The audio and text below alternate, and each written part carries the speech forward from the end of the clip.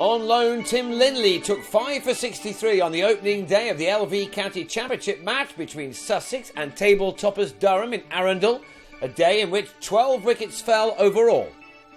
Put in, Durham lost Keaton Jennings in the game's 5th over as he had his bails removed by Steve McGoffin with just 11 runs on the board. Mark Stoneman began his day in a very sprightly fashion, this the pick of his many shots, an extraordinary stroke which went all the way for 6. McGoffin was unusually expensive, his opening spell of 6 overs costing 42 runs. Sussex were also not helped as the returning Ajmal Shahzad had to go off after bowling only 4 overs with a recurrence of his pectoral injury, which gave more work for Linley to do. Scott Borthwick attacked when he could.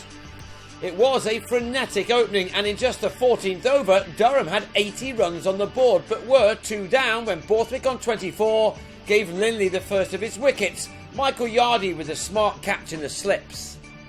Stoneman had raced to 51 off 44 balls when he got a good one from the Surrey player, an edge-to-edge Joyce. And when Paul Collingwood padded up to Linley and was given out LBW, Durham had slipped to 96 for 4 inside 18 overs, Linley with 3 wickets for 2 runs in 15 deliveries. Durham may be top of the table, but they have failed to earn a single batting bonus point in any of their last 4 matches. They were indebted here to Gordon Mutchell, who was another to play his shots to start with as Durham went to the lunch break with 147 runs on the board from only 31 overs. Mutchell and Michael Richardson developing a much-needed partnership for their team. They'd added 83 when Richardson on 46 whipped a ball from McGoffin into the hands of Chris Nash, the batsman on his way with a score on 179 for 5. That became 197 for 6 when Linley returned to the action and rushed one through to bowl Ryan Pringle for 5. And 2 balls later, it was a 5-fer for Linley as Paul Coughlin edged to Yardie, who held on very well, the ball travelling to him very quickly.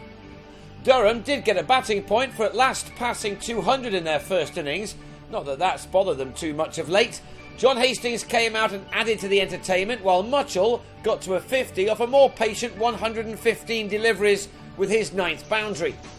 Hastings fell just before tea for 23, slicing a hit off Luke Wells to Matt Machin to end the 8th wicket partnership on 36. And then Chris Rushworth again showed how much his batting has improved by joining Mutchell in another handy stand, which took Durham into the kind of territory they've not been used to in their first innings exploits in recent times.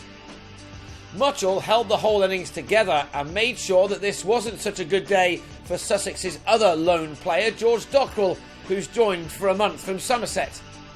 These 2 batsmen took their side to the brink of a 3rd batting point with a stand of 63, Rushworth falling for 39 when he top-edged a sweep off Wells. And after Mutchell had taken his team past 300 while moving into the 80s himself, the leg spinner had Graham Onions held by Nash at mid-on, with Linley taking 5 for 63 and Mutchell ending unbeaten on 81. Durham had been dismissed for 301. Wells is 3 for 35, the best figures of his career. There was an hour left in the day for Sussex to tuck into that total, and for half of it, Yardie and Wells did well against a Durham attack which has been in outstanding form all summer long, especially Rushworth, who is the First Division's leading wicket-taker. Yardie became his 41st victim of the season after choosing the wrong ball to leave alone, while Wells was his 42nd after also being bowled by a delivery which appeared to beat him for pace. Machin and Joyce then blocked out the remaining time to take Sussex to a score of 44 for 2 by the close, which means that they'll resume on the second morning 257 runs behind.